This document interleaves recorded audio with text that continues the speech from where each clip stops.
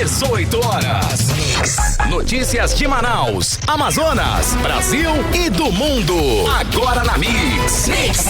Muito bem, 6 horas, 1 minuto em Manaus. Boa noite pra você ligado na 100,7, na sintonia certa, no melhor Mix do Brasil. Segunda-feira, começando mais uma semana e já está tudo pronto para mais uma edição do programa 18 horas. Karime Leão. Boa noite, muito boa noite para você sintonizado aqui em 100,7, começando mais uma semana aqui no 18 horas. A gente já aproveita e agradece a companhia de quem está nos assistindo ao vivo pelo @18horasnews. Muita boa noite, muito obrigada. Mix. Vamos aos destaques do programa 18 horas desta segunda-feira. A região metropolitana de Manaus tem o maior índice de pobres do Brasil. Investigações sobre a morte de Dom Philips e Bruno Araújo ganham novos rumos e Polícia Federal identifica a quadrilha de pesca ilegal em terras indígenas. A bancada do Amazonas recorreu ao Supremo Tribunal Federal para suspender novo decreto do IPI. Confirmado o 5º caso de varíola dos macacos no Amazonas. 6 horas, 2 minutos. Você no melhor Mix do Brasil, acompanhando a partir de agora os destaques do dia. Hoje é segunda-feira, dia 8 de agosto de 2022. E vamos com você até às 7 da noite com mais uma edição do programa 18 horas. 18 horas. Olha só, começamos o programa com uma triste constatação. A região metropolitana de Manaus tem o maior índice de pobres do Brasil. O levantamento é do 9º Boletim Desigualdade nas Metrópoles, que analisa estatísticas das 22 principais áreas metropolitanas do país e mostra que as regiões metropolitanas brasileiras com as maiores taxas de pobreza em 2021 foram Manaus, aqui no Amazonas, com 41,8%, e em segundo lugar foi a grande São Luís do Maranhão, com 40,1%, Karime Leão. Pois é, Carlão, e o levantamento revela mais do que isso, viu? Revela que mesmo com arrecadação bilionária, o governo do Amazonas não consegue transformar esse dinheiro em benefício para a população. Estamos falando aí de mais de 14 bilhões de reais em arrecadação. De um lado, o governo rico, do outro, o povo na pobreza. O mais pobre do país é essa constatação, e essa situação absurda reflete a completa falta de gestão do governo de Wilson Lima, e a pobreza está em todo o estado, viu? Escuta, um outro levantamento feito pela Fundação Getúlio Vargas revela que o Amazonas registrou em 2021 o maior índice de pobreza da população nos últimos 10 anos. A pobreza está em todo o estado. E aviso, não é fake news, são levantamentos oficiais. Escuta bem, o estado que arrecada mais de 14 bilhões de reais tem mais da metade da sua população considerada pobre. Karime, olha só, o resultado de uma gestão que não apresentou plano de governo só pode dar nisso, né? Não apresentou também nenhum projeto para o desenvolvimento do estado. Sempre falamos aqui que é preciso ter uma política pública de desenvolvimento e não uma política assistencialista que distribui dinheiro sem desenvolver a economia do estado, sem base. Resultado é esse, o governo distribui dinheiro, mas é pouco para conseguir tirar aí a população da pobreza. Vou lembrar que estamos falando aí de muito dinheiro. São mais de 14 bilhões, né? São 14 bilhões de reais arrecadados pelo governo só no primeiro semestre desse ano, e a população não recebe em troca aí os benefícios da forma que merece. Não é isso? Isso é um fato, Karime. Isso é fato. Bom, esse levantamento agora revela que mais de 40% da população metropolitana de Manaus é pobre. É o maior índice do país. A repórter Nathalie Moraes explica pra gente mais detalhes sobre esse levantamento. Uma pesquisa divulgada nesta segunda-feira mostra que o Brasil tem mais de 19 milhões de pessoas em condição de pobreza nas regiões metropolitanas. De acordo com a 9ª edição do Boletim Desigualdade nas Metrópoles, outras 5 milhões estão abaixo da linha da pobreza no país. A situação é alarmante aqui em Manaus, onde a porcentagem de pessoas pobres alcança mais de 40% da população, o maior índice do Brasil. A economista Denise Cassama destaca o isolamento do Amazonas como um dos fatores que contribuem para os altos índices de pobreza por aqui. Diferente de outras capitais, que geograficamente a cidade de Manaus ela tá um pouco isolada, né? Ela tem pouca comunicação com outros municípios e outras regiões. Então, se falar aí de Curitiba, de Florianópolis, ou mesmo das capitais nordestinas, elas se comunicam muito bem entre os estados, entre outras regiões da própria estado. E aqui no Amazonas a gente tem essa característica, né? O maior estado em termos territoriais, a gente tem municípios com dimensões geográficas muito grandes e difícil comunicação, né? Logística difícil. Então aqui não é tão fácil para a família amazonense falar, não deu certo, eu vou para tal lugar. Porque para sair de Manaus a gente só sai de barco ou de avião. E se você já está numa situação de vulnerabilidade social, isso fica bastante complicado. E aí isso acaba gerando esses bolsões de miséria que a gente vê, porque a capacidade de geração de emprego, ela reduziu significativamente. No caso da pobreza extrema, Recife e Salvador registram os percentuais mais elevados do Brasil. O número em situação de pobreza teve um acréscimo de 3,8 milhões de pessoas em comparação com o ano de 2020, quando estava em cerca de 16 milhões de pessoas. Já as regiões metropolitanas com os menores resultados foram as cidades de Florianópolis e Porto Alegre, com menos de 10% de pessoas pobres. Nathalie Moraes para o 18 horas. Você está ouvindo 18 horas. Bom, tá aí. O levantamento mostra as regiões com menores resultados, que foram Florianópolis e Porto Alegre, com menos de 10% da população que vive nessa situação de pobreza. Na outra ponta, estamos nós, aqui em Manaus, com mais de 40% da população metropolitana que foi registrada, classificada como pobre. É a maior do país. Ressalto novamente, gente, isso mesmo com o governo arrecadando bilhões. Temos esse índice triste. E, de novo, não é fake news, é um levantamento oficial. Outro levantamento revelou que os índices dos principais setores do Estado, como saúde, educação, segurança pública e renda, pioraram de 3 anos para cá. E a grande questão que fica é qual a prioridade de gasto do dinheiro público.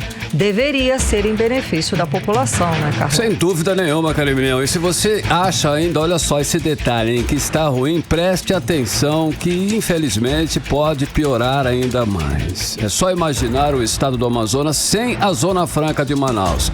Mas lembrando que desde fevereiro o governo Bolsonaro, o governo federal, assina decretos que reduzem o IPI e não resguarda o modelo econômico da Zona Franca de Manaus, os produtos aqui da Zona Franca de Manaus. Agora a bancada do Amazonas recorreu ao Supremo Tribunal Federal para suspender esse novo decreto do IPI publicado pelo presidente Jair Bolsonaro no fim de julho e que novamente vem prejudicar a Zona Franca de Manaus, Karine. Pois é, Carlão, a nova ação foi acrescentada à ação anterior e agora pede, além da impugnação do último decreto de Bolsonaro, que o governo federal seja impedido de editar novos decretos de redução de IPI sem que haja medida compensatória aos produtos do Polo Industrial de Manaus. E a repórter Odineia Araújo explica mais sobre os detalhes dessa nova medida. Vamos acompanhar.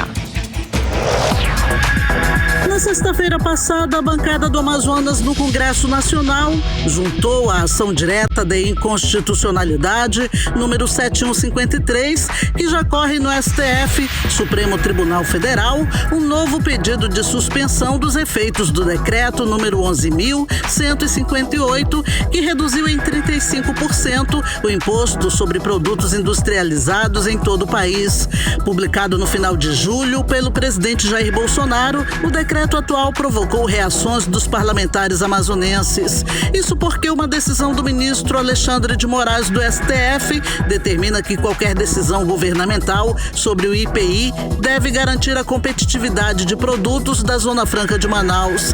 Para os parlamentares, a redução do IPI sem retirar da lista os produtos fabricados no Amazonas é uma afronta do presidente da República à decisão do ministro e à economia do Amazonas. reais. De acordo com o deputado federal Bosco Saraiva, do Solidariedade, partido que entrou com a ADI, o pedido de aditamento à petição inicial agora solicita ao STF que o decreto presidencial publicado no dia 29 de julho seja impugnado em sua totalidade por reduzir a competitividade e aumentar a insegurança jurídica do modelo Zona Franca de Manaus.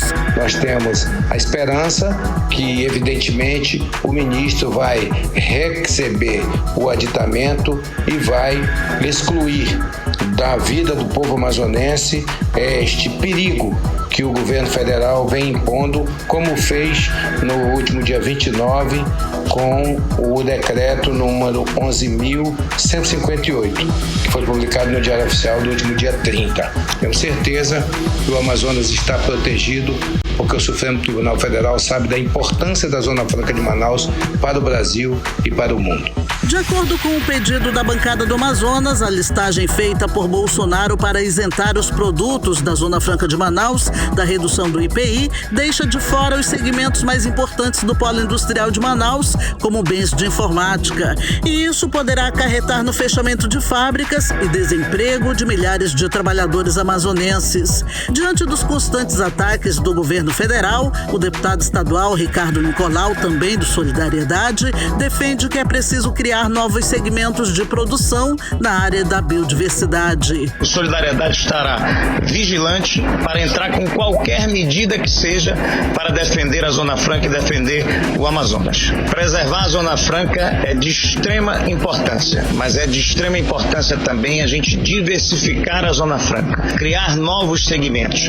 Nós somos muito fortes no polo de duas rodas e no polo eletroeletrônico. Nós precisamos criar outras alternativas, polo de cosméticos, usar a nossa biodiversidade, polo de remédios, fazer com que a indústria também possa investir na indústria de alimentos, indústrias de bens não duráveis, é poder ampliar o número de indústrias aqui. Na ação, o Solidariedade pediu, além da impugnação do último decreto de Jair Bolsonaro, que o governo federal seja impedido de editar novos decretos de redução do IPI sem que haja uma medida compensatória aos produtos do polo industrial de Manaus. Odneia Araújo para o 18 horas. Você está ouvindo 18 horas. Vamos para Brasília conversar com o nosso correspondente, o jornalista Carlos Eduardo Matos. Carlos Eduardo, boa noite. Bom, eleições 2022 de cara não tem outro jeito, né? Saiu nova pesquisa eleitoral que mostra aí um crescimento do presidente Jair Bolsonaro, ficando 7 pontos atrás de Lula. Cadu, essa foi a menor distância já registrada nas pesquisas entre Bolsonaro e Lula, não é mesmo? Boa noite. Boa noite, Karime. Boa noite, Carlão. Boa noite, ouvintes do programa 18 horas. Karime, é comemoração na campanha de Bolsonaro e preocupação na campanha de Lula. Essa pesquisa da FSB Comunicação, encomendada pela BTG Pactual, mostra agora um crescimento substancial do presidente Bolsonaro e um decréscimo na popularidade do ex-presidente Lula.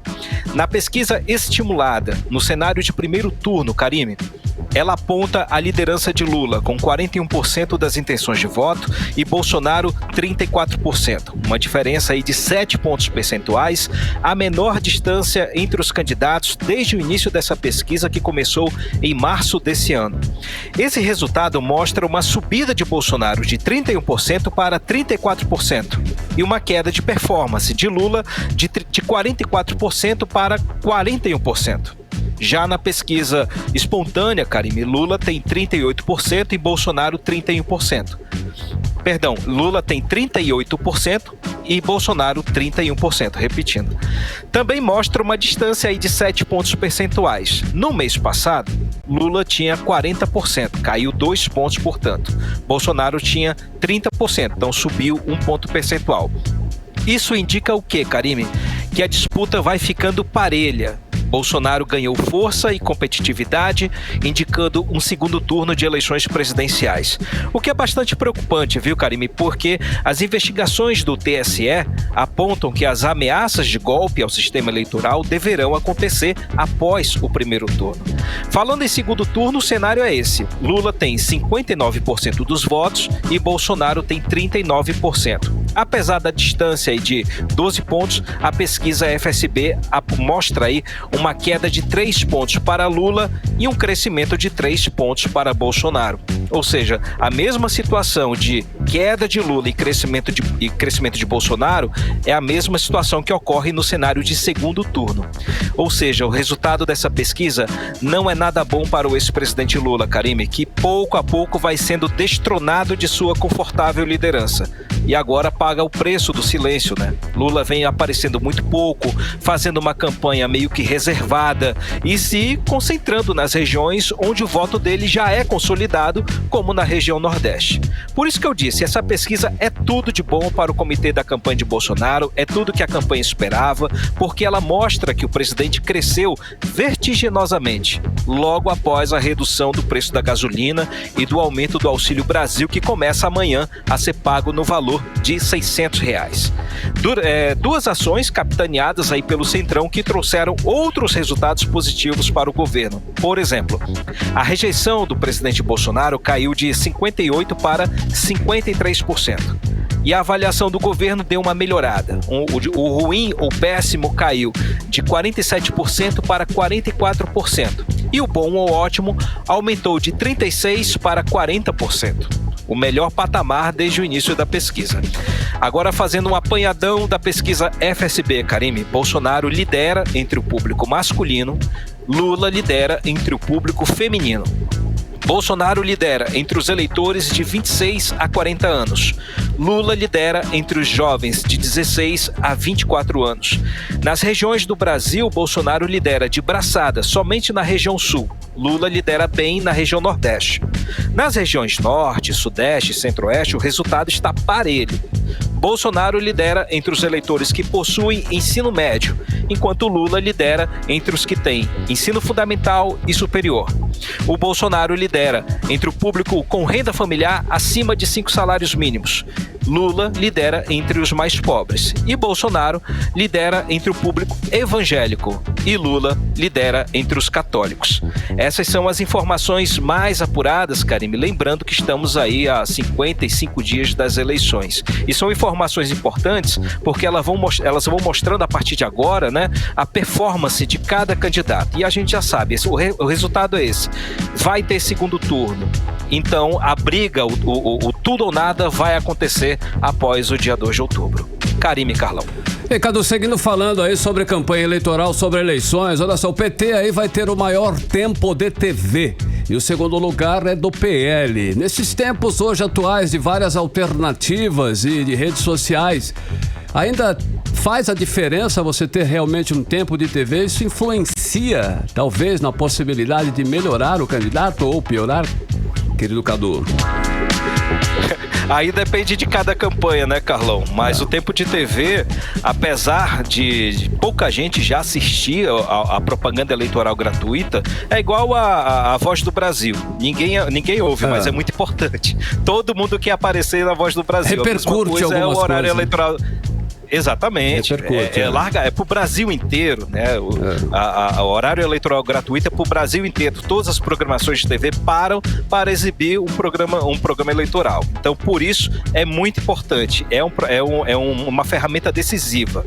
Carlão, a aliança com o Partido Avante na semana passada vai ser fundamental para o PT conseguir o maior tempo de propaganda eleitoral na TV. Agora são 9 partidos que formam a aliança de apoio à chapa Lula-Alckmin. Esses 9 partidos juntos possuem 140 deputados federais, 13 senadores e 8 governadores. E o critério para a definição do tempo de TV é o tamanho da bancada da aliança partidária. Nesse sentido, Carlão, o ex-presidente Lula vai ter vantagem. A chapa Lula-Alckmin vai ter 3 minutos e 16 segundos na propaganda eleitoral na TV, Carlão. Já a campanha de Bolsonaro-Braga Neto, que tem a aliança entre o PP PL Republicanos, que é uma aliança pequena, mas que, porém, tem uma bancada de 101 deputados federais, 7 senadores e um governador. Essa aliança vai ter 2 minutos e 40 segundos. A chapa Simone Tebet, Mara Gabrilli, formada pelo MDB, PSDB, Cidadania e Podemos, fechado na semana passada, vai ter aí 2 minutos e 16 segundos.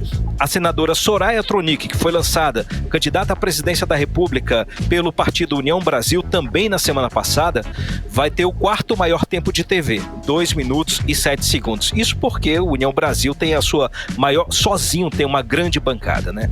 Ciro Gomes e Ana Paula Matos chegaram à chapa Puro Sangue do PDT, partido que não tem aliança com ninguém, vai ter aí 50 segundinhos na propaganda eleitoral. Mas a gente lembrando aí que a propaganda eleitoral é muito importante, né? E Bolsonaro na campanha de 2018 pouco usou, tinha aí 17 segundos ou 7 segundos, não lembro ao certo, e aí venceu as eleições, usou muito rede social, né?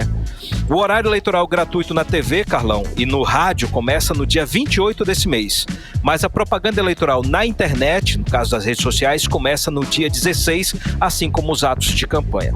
E falando sobre a campanha na TV, Carlão, o comitê do presidente Bolsonaro decidiu que o candidato vai sim participar da sabatina no Jornal Nacional, da TV Globo, no próximo dia 22. Havia uma novela em torno desse assunto, porque existe uma ala da campanha que quer proteger a imagem de Bolsonaro, afastá-lo um pouco dos grandes grupos de TV, principalmente os opositores como a Globo, né? Mas aí venceu a ala que quer o confronto direto.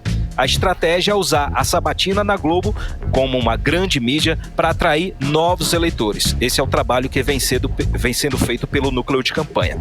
Para finalizar, Carlão, nosso loop de eleições. Nesse fim de semana, o PT fez o registro oficial da chapa Lula-Alckmin no TSE. Até agora, o PL não registrou oficialmente a chapa Bolsonaro-Braga Neto. O prazo final é o dia 15 desse mês, já na semana que vem. É o prazo final, as configurações, as composições já se afunilando, já partindo para o tudo ou nada na campanha presidencial. Carlão e Karine. Cadu, então, para finalizar, o Tribunal Superior Eleitoral expulsou um coronel do Exército do grupo de fiscalização das eleições. Conta pra gente o que aconteceu.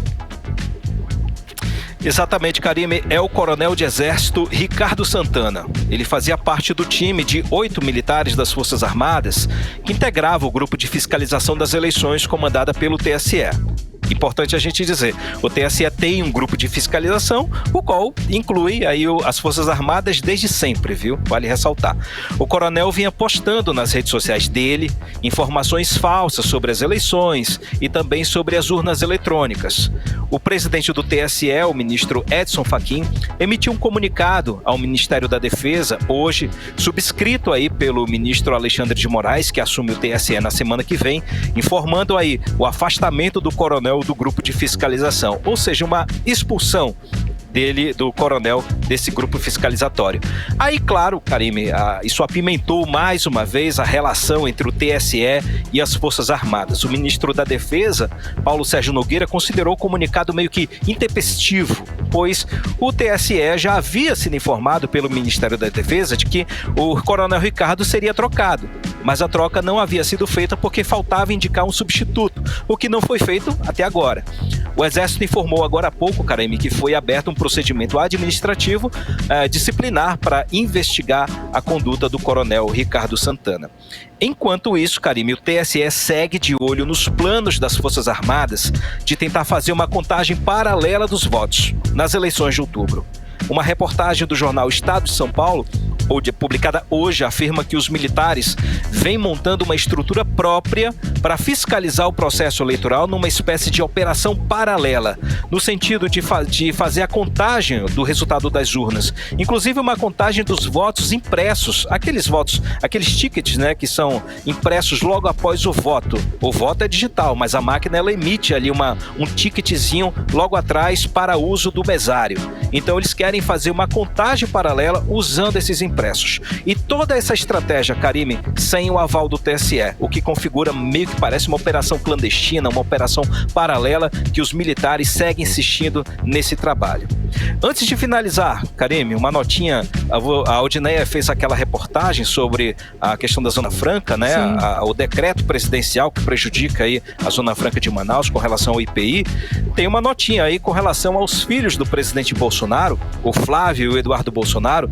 Eles começaram uma campanha hoje nas redes sociais para conceder ao senhor ministro Paulo Guedes o Prêmio Nobel de Economia, segundo eles, por suas ações que levaram à superação da crise e também à estabilidade da nossa economia. Eu não sei se a economia está estável ou não. Agora você vê, né? Tá bom. Cada um com seu cada qual. Exato.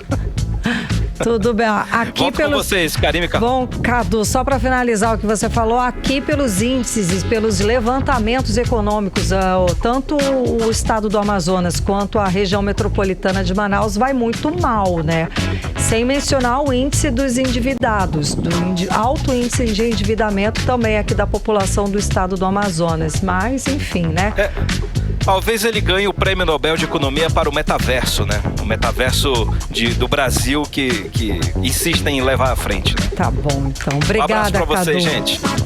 Tchau. Boa noite, bom trabalho. Tchau, até amanhã. Valeu, Cadu. 6h26, você no melhor Mix do Brasil. 18 horas. Olha só, daqui a pouquinho você confere no 18 horas, hein? Vamos juntos com você até às 7 da noite com os destaques desta segunda-feira. Nós vamos falar sobre o debate entre os candidatos a governo do Amazonas que aconteceu ontem, domingo. Esse é o nosso assunto em instantes, já. 18 horas. Agora nós vamos conferir a previsão do tempo, hein? Tempo e temperatura para esta segunda-feira. Com ela, Karime Leão. Previsão do tempo. Segundo informações do Climatempo, a previsão é de chuva rápida durante a noite e a madrugada. A mínima prevista de 22 graus, a máxima não deve passar dos 33 graus. As chances de chuva são de 67% e a umidade relativa do ar fica entre 47% e 95%. Olha só, a campanha política começa oficialmente no dia 16 de agosto com caminhadas, comícios e distribuição de material de candidatos. No Amazonas, 8 candidatos confirmaram aí disputa ao cargo de governador do estado.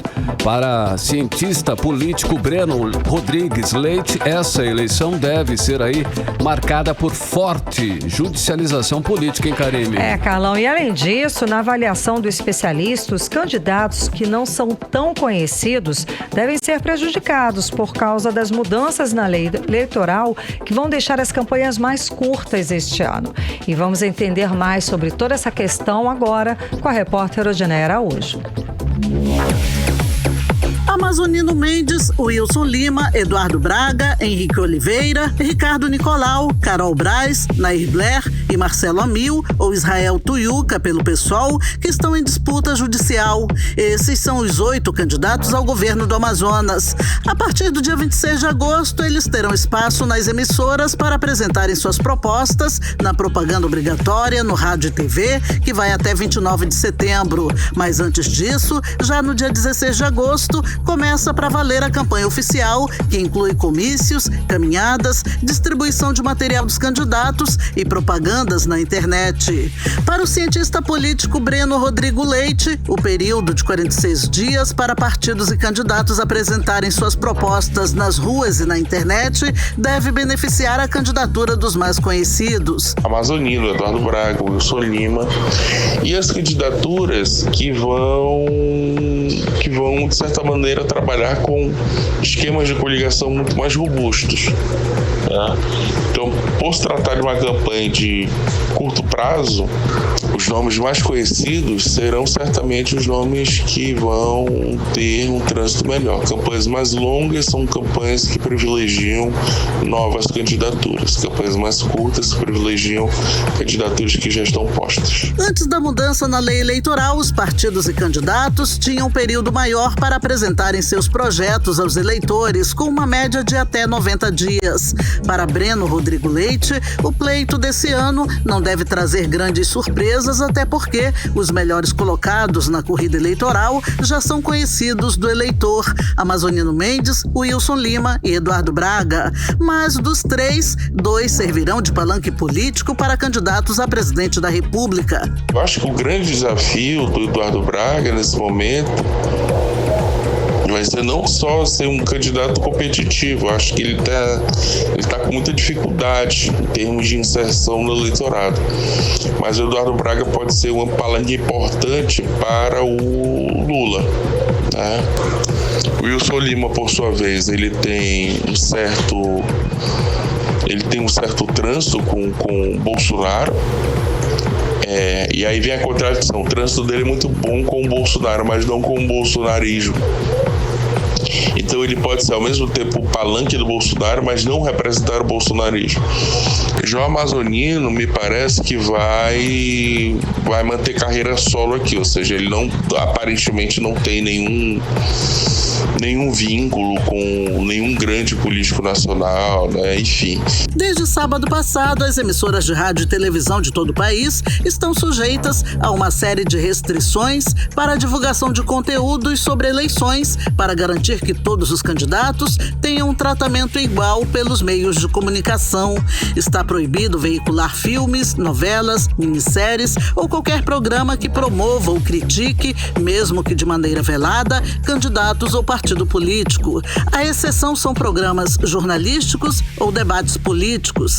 O primeiro turno das eleições está marcado para 2 de outubro e, em caso de segundo turno, os brasileiros voltarão às urnas no dia 30 de outubro. Odneia Araújo para o 18 horas.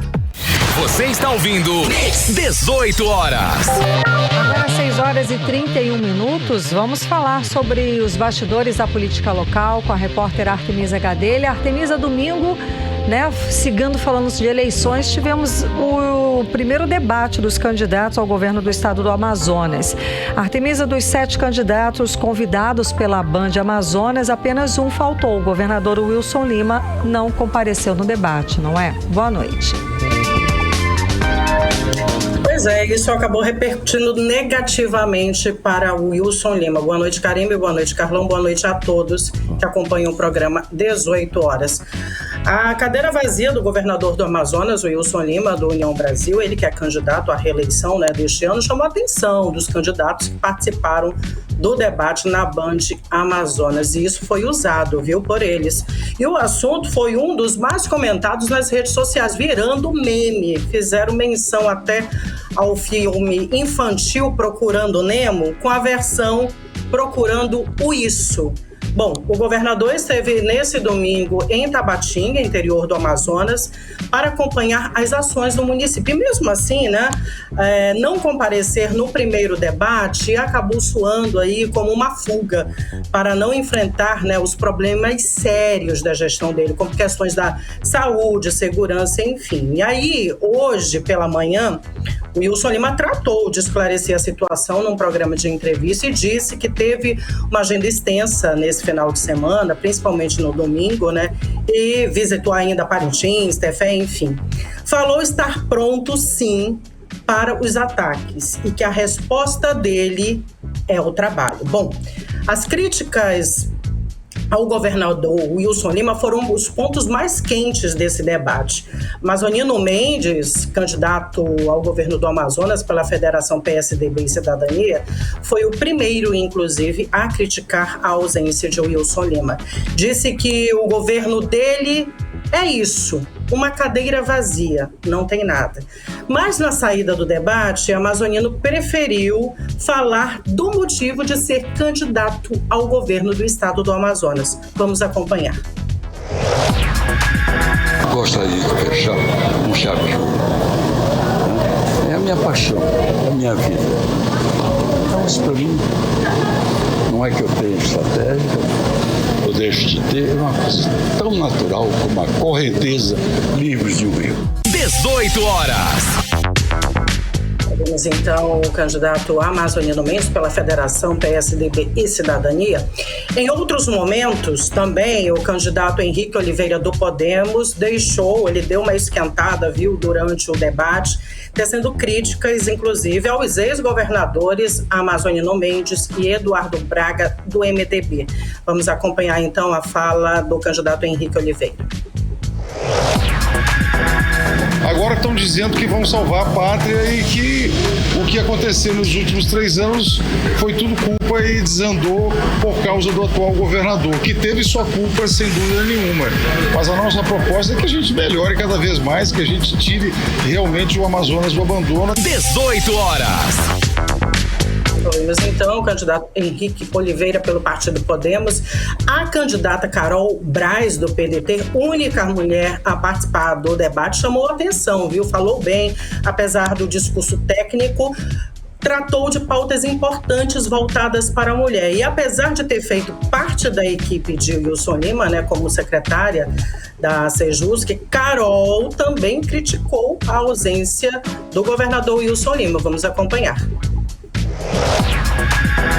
A ausência do governador mostra o que ele tem feito com o próprio governo. Ele está ausente do próprio governo. Não é ele quem governa, são outras pessoas governando por ele. E hoje aqui tivemos a oportunidade de mostrar para a população que existe opção. 18 horas. Acompanhamos então a candidata Carol Braz pelo PDT, Ricardo Nicolau do Solidariedade.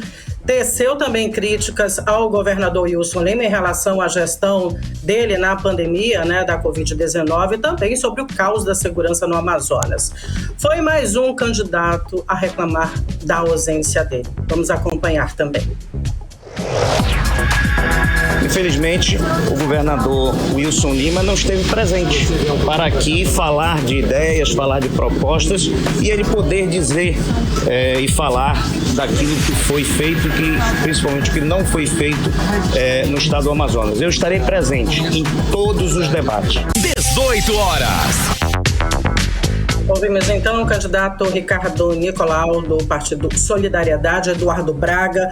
Já Eduardo Braga fez questão aí de falar da aliança com Lula. Lula, que é pré-candidato à presidência da República pela Federação PT, PV e PCdoB. E na saída, Eduardo disse que o debate, né, foi positivo e falou também do maior desafio, na opinião dele, né, dessa campanha. Vamos acompanhar. Debate que apresentamos nossas ideias, as nossas propostas de mudança para o Amazonas e para o Brasil, mudanças para gerar emprego, renda, desenvolvimento, enfrentar o maior de todos os adversários, a fome. 18 horas. Ouvimos então o candidato Eduardo Braga, que segundo ele o maior desafio nessa campanha será a fome. E por último, Israel Tuiuca, médico indígena, né, da Federação aí PSOL e Rede, foi bem recebido pelos opositores. Ele lembrou, inclusive, durante o debate que se formou em medicina pela Universidade do Estado do Amazonas, a UEA, e amazonino acabou aproveitando aí a deixa para falar com orgulho que criou, né, a UEA. Bom, foi o primeiro debate de Tuiuca e ele admitiu que estava ali mais para ouvir e também para aprender. Vamos acompanhar então. Para mim foi uma oportunidade bem legal, porque eu acabei aprendendo, acabei tendo primeiro contato com eles, porque eu queria ouvir mais, observar mais nas falas deles e propor as minhas ideias e as ideias do PSOL, Rede, que formam uma federação importante para a gente. 18 horas. Ouvimos então o candidato do PSOL, Israel Tuiuca, da Federação PSOL e Rede. Já a candidata Nair Blair, né, do partido Agir, ela não foi convidada, ela tentou entrar, argumentou, né, sobre a cadeira vazia ali de Wilson Lima, mas sem sucesso. O partido dela não tem representação no Congresso Nacional e por isso foi decidido, né, que ela não participaria então do debate. Karime Carlão. Artemis, olha só, 2 perguntas, hein? A quantas anda o plenário da Câmara Municipal de Manaus? Segue vazio. E o presidente Davi Reis, ele voltou a presidir as sessões plenário da Câmara, Rapidamente, Carlão. Pois é, a gente vem falando desse assunto desde a semana passada, né? A Câmara que retornou os trabalhos depois de 15 dias de recesso. O plenário permanece vazio e desde a semana passada que o presidente da casa, o presidente, né, o vereador Davi Reis do Avante, não comparece às sessões, não está presidindo as sessões e está deixando isso para o vice-presidente, o Wallace Souza. Bom, parece que a gente está dando a mesma notícia da semana passada, né? Karime Carlão. Pois é, exatamente. Artemisa, muitíssimo obrigada pelas informações. Valeu. Boa noite, bom trabalho. Para vocês também. Até amanhã. Tchau, tchau. Tchau, tchau. Valeu, 6h40, você no melhor Mix do Brasil. 18 horas. Carlão, acaba de chegar aqui a nossa produção, da nossa apuração, né? Das informações a respeito da Zona Franca de Manaus, a matéria que a gente acompanhou há pouco da Odinei Araújo. Sim. O ministro do Supremo Tribunal Federal, Alexandre de Moraes, ele decidiu na ação em defesa da Zona Franca de Manaus. A gente acabou de falar, né, a respeito do IPI. E ele acolheu aí o que a bancada amazonense apresentou e concedeu liminar para suspender o decreto 11.158 do governo federal. O decreto, né, esse último decreto que reduziu a alíquota dos impostos sobre produtos industrializados no país, incluindo ainda alguns fabricados aqui na Zona Franca de Manaus. A liminar do ministro suspende, então, o decreto apenas o tocante à redução do IPI em relação aos produtos aqui da Zona Franca de Manaus, que possuem processos produtivos básicos aprovados e também inclui nisso tudo os insumos dos extratos concentrados para a produção de bebidas. E era exatamente esse ponto que defende a maioria dos políticos, a bancada amazonense. Não é contra a redução do IPI para todo o Brasil, mas a favor apenas de resguardar a produção do que é feito aqui no estado, no polo industrial, né, Carlão? Ou seja, mais uma vitória aí em favor da Zona Franca de Manaus. 6h41, você no melhor Mix do Brasil. Mix. Olha só, hein? Tem novidades aí nas investigações sobre as mortes do jornalista Dom Phillips e do indigenista Bruno Araújo Pereira. Uma pessoa identificada apenas como Colômbia, que era suspeito pela participação no crime, agora se tornou peça-chave de um outro crime: a pesca ilegal dentro de uma terra indígena. Pois é, Carlão, alguns depoimentos já identificavam que Bruno Araújo atuava contra pescadores ilegais na região e esse possivelmente foi o motivo do crime, dos assassinatos. O repórter Hector Silva traz mais detalhes sobre o assunto pra gente. A Polícia Federal apresentou mais informações no último fim de semana sobre as mortes do jornalista inglês Dom Phillips e do indigenista e funcionário da FUNAI, a Fundação Nacional do Índio, Bruno Araújo Pereira. As investigações sobre o caso apontam agora para um esquema criminoso complexo na região do Vale do Javari. Segundo as investigações, o homem identificado como Colômbia, preso em junho deste ano, se chama Rubem Dário da Silva Villar, suspeito agora de comandar um esquema de pesca ilegal dentro de terras indígenas no Amazonas. A identificação de Colômbia só foi possível agora porque desde junho, quando ele foi preso, a Polícia Federal encontrou apenas documentos falsos. Segundo o superintendente da Polícia Federal no Amazonas, Eduardo Fontes, Amarildo da Costa de Oliveira, conhecido como Pelado, teria matado Bruno Araújo Pereira porque o indigenista atrapalhava o esquema criminoso comandado por Colômbia. Dom Phillips teria morrido porque estava no lugar errado e na hora errada.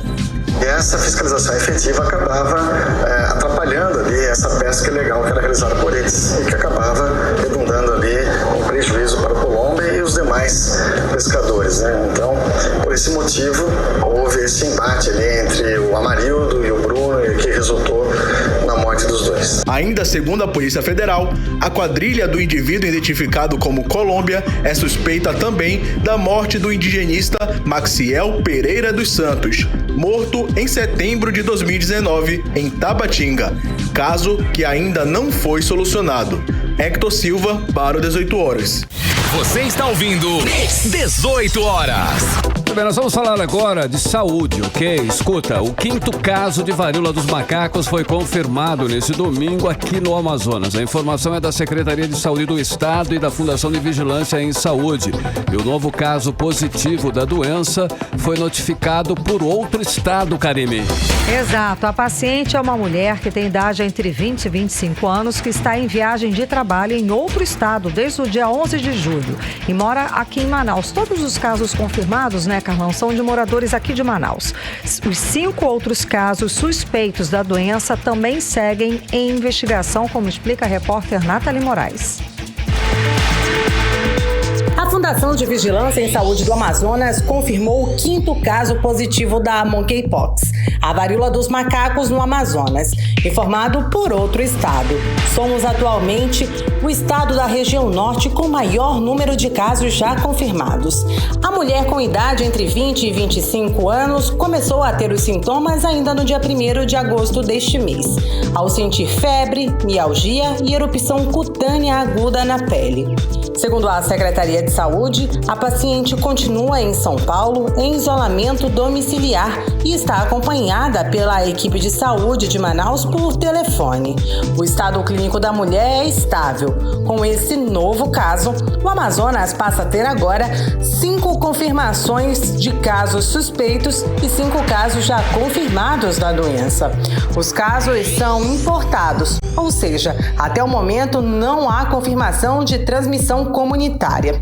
Todos os pacientes confirmados têm históricos de viagem recente, por isso, o secretário de Saúde do Amazonas, Anuar Samad, orienta que não há motivo para preocupação, já que para a contaminação seria necessário um contato mais íntimo. A atividade do vírus da varíola dos macacos, a transmissibilidade também é muito baixa.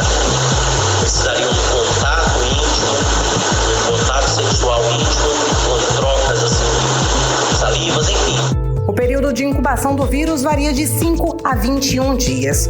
Por isso, é preciso estar atento aos sintomas e, o quanto antes, procurar uma unidade de saúde, até que acabe o período de transmissibilidade, que pode variar de 2 a 4 semanas. Começa a ter febre a partir, eu acho que do terceiro, entre o primeiro e terceiro dia de febre, você começa a apresentar as lesões avermelhadas, enfim, isso vai evoluir. O trabalho nos livros mostram que você tem critério para dizer que não está transmitindo mais quando você já se livrou das próstras, que é o último passo da lesão, e já formou uma pele meio fininha. Segundo o diretor-presidente da Fundação de Medicina Tropical, o infectologista Marcos Guerra, a doença é dolorosa e precisa de tratamento com fortes analgésicos. As lesões são dolorosas, principalmente nas regiões onde estão sendo afetadas, são mais dolorosas ainda. Então é analgésico e uma aplicação de alguma medicação que permita que haja uma cicatrização mais rápida dessas lesões. No Amazonas, são até este domingo 12 notificações de suspeitas da doença. 5 confirmados laboratorialmente, 5 suspeitos em investigação pelo Centro de Informações Estratégicas de Vigilância em Saúde aqui da capital e 2 casos descartados após exames laboratoriais. Nathalie Moraes para o 18 horas. Você está ouvindo 18 horas. Muito bem, agora são 6 horas e 48 minutos. Você no melhor Mix do Brasil. Os destaques do dia, hein? Até às 7 da noite, mais uma edição do 18 horas. E agora nós vamos conferir a previsão do tempo e temperatura para amanhã, terça-feira. Tempo e temperatura com Karime Leão. Previsão do tempo. E a previsão para amanhã é de sol com aumentos de nuvem durante a parte da manhã, pancadas de chuva à tarde e à noite. E a previsão para a noite e madrugada é de tempo aberto. A mínima prevista é de 23 graus, a máxima deve passar ou deve chegar ali em torno dos 34 graus, mais quente do que hoje. As chances de chuva são de 90%, a umidade relativa do ar fica entre 40% e 91%. Mix. Olha só, um levantamento feito por bancos mostra que o volume de golpes no sistema financeiro nacional deve alcançar a marca de 2,5 bilhões de reais nesse ano. E a maioria desses golpes acontece aí por onde, hein, Karime? Pelo Pix, né? Ora, todo mundo tem, né?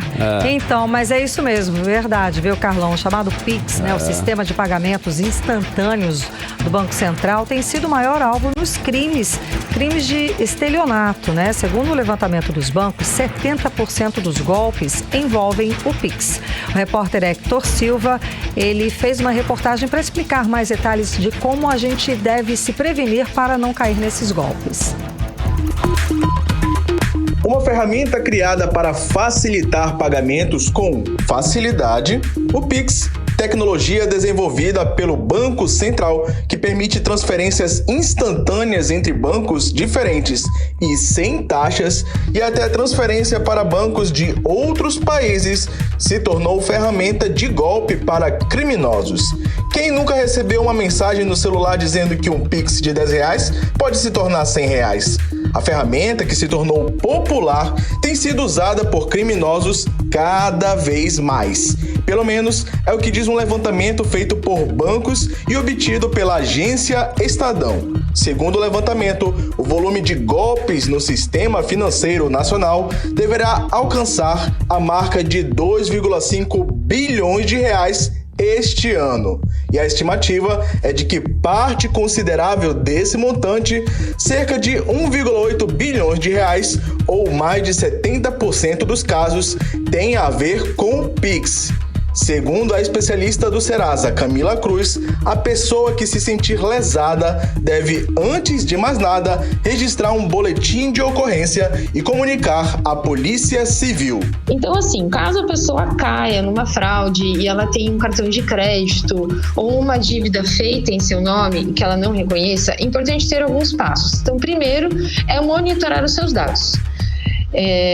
Perdeu o cartão, caiu numa fraude, identificou, monitora seus dados e faz um boletim de ocorrência. O boletim de ocorrência você faz na própria Polícia Civil. Em algumas cidades é possível fazer online, em outras precisa ir presencialmente. E o monitoramento de dados ele pode fazer dentro do site do Serasa. 2,5 bilhões de reais este ano é um número subestimado pelo poder público, já que nem todos os golpes são relatados aos bancos pelos clientes.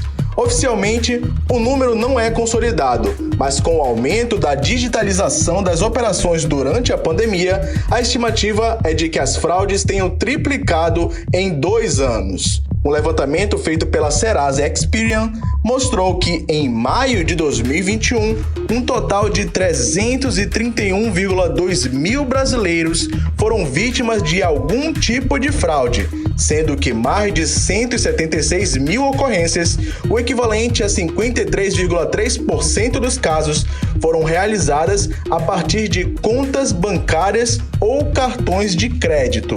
2 meses antes, em março, esse número era de 79,9 mil pessoas.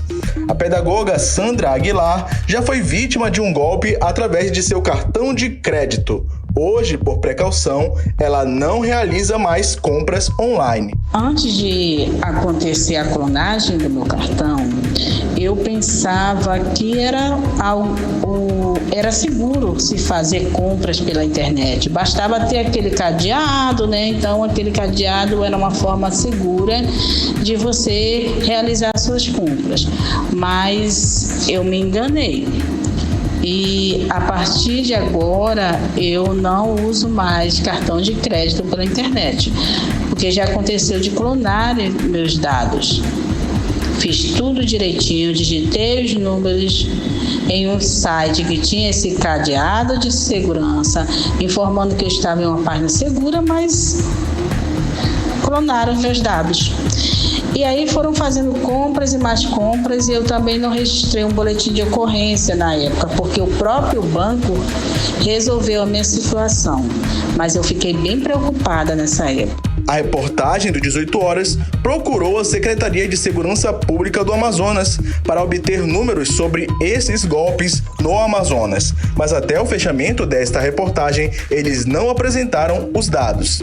Hector Silva para o 18 Horas. Você está ouvindo 18 Horas. Bom, estávamos tentando ligar, tenta ligar, nossa produção está tentando ligar. Eu acabei de falar com o deputado federal Marcelo Ramos para conversar com a gente muito rápido e falar a respeito desta decisão agora do ministro Alexandre de Moraes, que acolheu, né, o pedido e decidiu em favor, mais uma vez, da Zona Franca de Manaus. E o que o ministro fez? O que os políticos e a bancada amazonense, os políticos aqui, empresários locais também pediam sempre.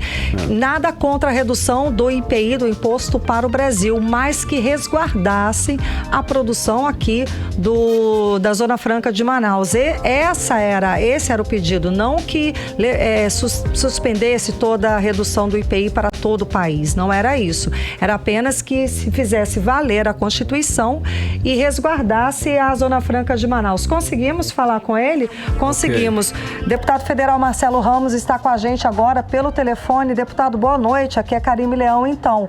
Foi mais uma vitória e o ministro concedeu, entendeu seguiu, né, a mesma linha, não é? Boa noite. Isso, mais uma vitória, Karine. Na sexta-feira, na verdade, na madrugada de sábado, o presidente publicou um novo decreto, que era claramente um decreto que burlava a decisão anterior do ministro, porque mantinha a redução do IPI de concentrado de refrigerante, de notebooks com tela acima de 15 polegadas, de máquinas de autoatendimento e caixas registradoras e também de resina plástica e smartwatch, aqueles relógios inteligentes. Nós alertávamos que o decreto, quando ele fora publicado, ele retirava setores que significam um faturamento de 13 bilhões de reais da Zona Franca de Manaus e, consequentemente, muitos empregos. Eu fui até o ministro Alexandre Moraes na quarta-feira, conversei com ele lá no STF e ele sugeriu que nós aditássemos a ação direta de constitucionalidade proposta pela bancada e pelo governador do Estado. O governador do Estado aditou, a bancada aditou e hoje, agora há pouco tempo atrás, eu recebi a decisão do deferimento da nova liminar, suspendendo novamente os efeitos do novo decreto apenas no que diz respeito aos produtos produzidos na Zona Franca de Manaus.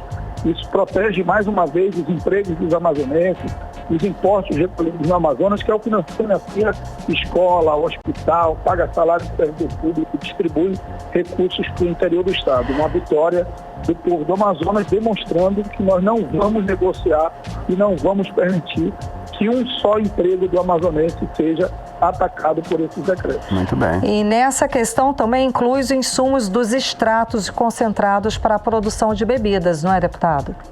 Exatamente. Essa era uma questão fundamental, porque o concentrado de refrigerante, na verdade, o concentrado de refrigerante, ele tem um papel estratégico. Primeiro, sob o ponto de vista simbólico. Nós estamos falando de grandes multinacionais, nós estamos falando da Coca-Cola, da Ambev, empresas que, se saírem da Zona Franca, passam uma mensagem muito ruim de instabilidade do modelo. E segundo, porque são setores que, a despeito de gerarem poucos postos de trabalho nas fábricas, geram muitos postos de trabalho na produção de insumo para eles. Por exemplo, 3 mil empregos, que são variáveis, mas na alta safra, 3 mil empregos na Jaioro, lá em Presidente Figueiredo, para quem planta cana para fornecer açúcar para a indústria de concentrado. 2 mil empregos lá em Maués para quem planta Guaraná, para fornecer Guaraná para a indústria de concentrados. Então, é um setor da indústria que nós precisamos proteger, porque ele é simbólico do ponto de vista da segurança jurídica do modelo e porque ele é dos poucos setores que geram empregos diretos no interior do Estado. Agora, deputada, a bancada continuará alerta aí, né, para qualquer surpresa possível, não é isso? É isso, nós esperamos que o governo se convença de que nós não vamos ceder, de que nós somos um povo guerreiro, de que nós somos um povo que não cedemos a medidas que prejudiquem o nosso Estado. E entenda que nós não somos contra reduzir o IPI, tanto que nós não atacamos em momento nenhum a redução do IPI de carro, de fogão, de geladeira, de máquina de lavar, que são itens que não são produzidos na Zona Franca de Manaus. Agora, os itens produzidos na Zona Franca de Manaus, que já tem IPI zero, não tem nenhum sentido reduzir o IPI para fora. Até porque não vai ter nenhuma outra unidade da federação, nem outro estado beneficiado. Só vai beneficiar o produto importado. Beneficiar o produto importado significa transferir emprego dos amazonenses para a China, que é o principal fornecedor de produtos como motos, prejudica o Brasil, que são produzidos. Isso é ruim para o Brasil. Essa medida, no que diz respeito aos itens não produzidos na Zona Franca de Manaus, ela é boa para o Brasil. Mas no que diz respeito aos itens produzidos na Zona Franca de Manaus, ela é ruim para o Amazonas e é ruim para o Brasil. Ok, muitíssimo obrigada, deputado, por ter nos atendido na correria e nessa, né, acabou de acontecer, a gente acabou de apurar essa informação. Muito obrigada pelas informações, deputado. Obrigado, boa noite. Quero dizer ao povo do Amazonas que seguiremos alerta e que não vamos permitir o ataque aos empregos, à Universidade do Estado do Amazonas, às escolas, aos hospitais, a tudo que é importante para a nossa gente. Um abraço, boa noite. Valeu, boa noite. Conversamos com o deputado federal Marcelo Ramos. Agora 6h59. 18 horas. Seguimos direto para o Editorial 18 horas. Editorial 18 horas. Hoje o povo do Amazonas ficou sabendo que a região metropolitana de Manaus tem o maior índice de pobres do país. Foi o que apontou o boletim Desigualdade nas Metrópoles. Mais de 4 em cada 10 pessoas na região metropolitana de Manaus é considerada pobre. A informação vem pouco mais de um mês após outra igualmente preocupante e triste. O Amazonas registrou em 2021 o maior índice de pobreza de sua população dos últimos 10 anos. Mais da metade de sua população é considerada pobre. O estado passou a ocupar o segundo lugar no mapa da nova pobreza divulgado pelo Centro de Políticas Sociais da Fundação Getúlio Vargas. São cerca de 2,1 milhões de pessoas nesta situação. A proporção da população pobre no Amazonas aumentou 2,25% desde 2019. Uma situação que precisa ser enfrentada urgentemente para dar o mínimo para que as pessoas possam sustentar suas famílias. 18 horas. 7-1, Karime, boa noite. Boa noite, um beijo, até amanhã. Até amanhã, continue bem, continue em 100,7. Você ouviu 18 horas. As notícias do Brasil e do mundo. De volta amanhã.